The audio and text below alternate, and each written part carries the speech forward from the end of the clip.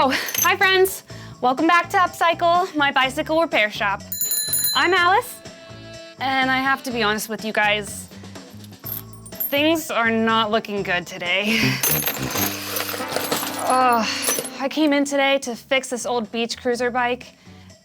I'd show it to you, but it's kind of everywhere right now. To fix the rust and replace some of the parts, I had to completely take it apart. And then I realized I was missing an important piece. So I ordered it, and now I'm stuck waiting for it to be delivered. They said it could take a few days.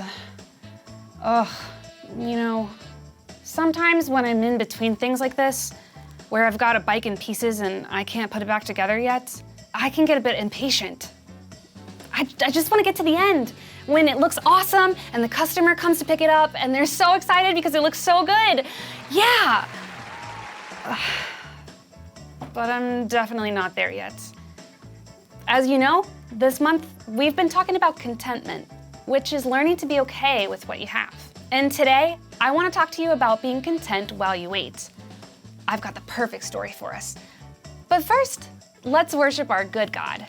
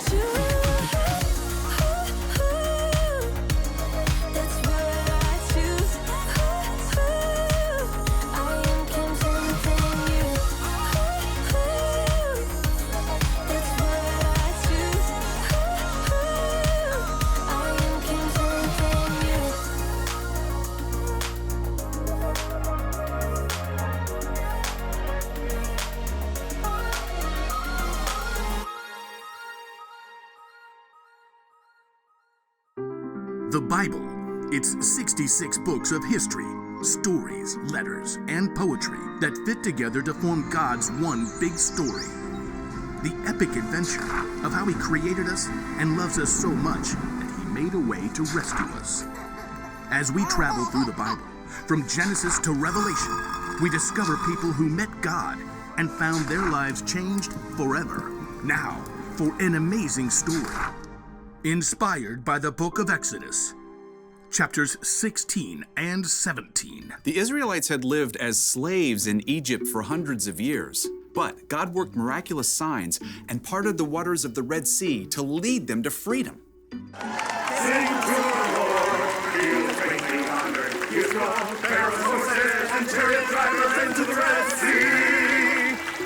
God's people were free. But it didn't take long for all that singing and celebrating to turn into whining. The Israelites complained to their leader, Moses. You must want all of us to die of hunger out here. Yeah, we had it good in Egypt. All the food we wanted. You do remember you were slaves, right? But we had so much meat we could barbecue every day. The people continued to grumble, so Moses took their complaints to the Lord. The people don't trust you to give them food. I will rain down bread from heaven for you. The people must go out each day. Have them gather enough bread for that day. Moses and Aaron called the people of Israel together to share God's words. Come to the Lord. He has heard you speak against him. As Aaron spoke, the glory of the Lord appeared as a cloud in the desert. Once again, God spoke to Moses. Tell the people, when the sun goes down, you will eat meat. In the morning you will be filled with bread. Then you will know that I am the Lord your God. Moses and Aaron told the people everything that God had said. In the evening, you will know that the Lord brought you out of Egypt, and in the morning you will see the glory of the Lord. He will give you meat to eat in the evening. He'll give you all the bread you want in the morning. Ha! Seeing is believing. Then you should probably look over there. Whoa. A large flock of quail, more birds than anyone had ever seen, settled upon the camp like a twittering, fluttering ocean. Quail barbecue for dinner! That evening, everybody in the camp ate their fill. And in the morning, heavy dew settled on the ground. And as it dried, it left something behind. What's this? Looks like snow. Like what? The stuff that falls on mountaintops. Flaky, white, tastes like honey. This is manna. It's the bread the Lord has given you to eat. Gather only as much as you need for the day. What about tomorrow? Don't keep any of it until morning. God will give us what we need then. The Israelites gathered up the manna, sharing until each family had enough. Manna cakes, manna pudding, manna tostadas. Manna and quail pizza. Some people disobeyed God and tried to keep leftovers until the next day. Ew. But any manna kept overnight, filled with maggots. As long as the Israelites stayed in the desert, the Lord provided fresh manna for them to eat every single morning. Time to move camp. The Israelites soon moved to their next camp in Rephidim, and although manna was plentiful, fresh water was not. Seriously? I am so parched.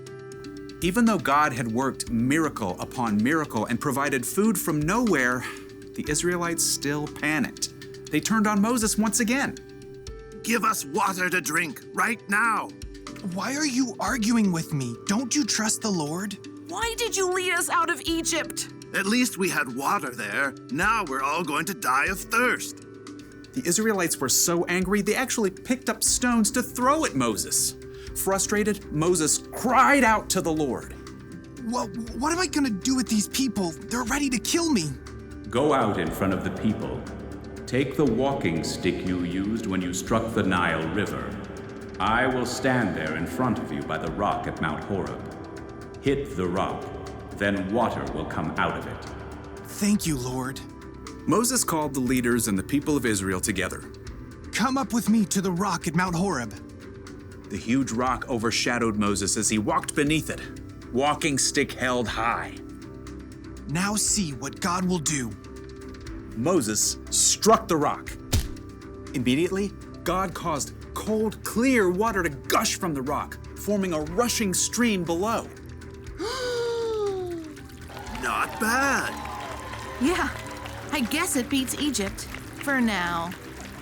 Over and over, God showed that he would care for his people. But still, the Israelites were tempted to long for what they had before, in spite of their newfound freedom.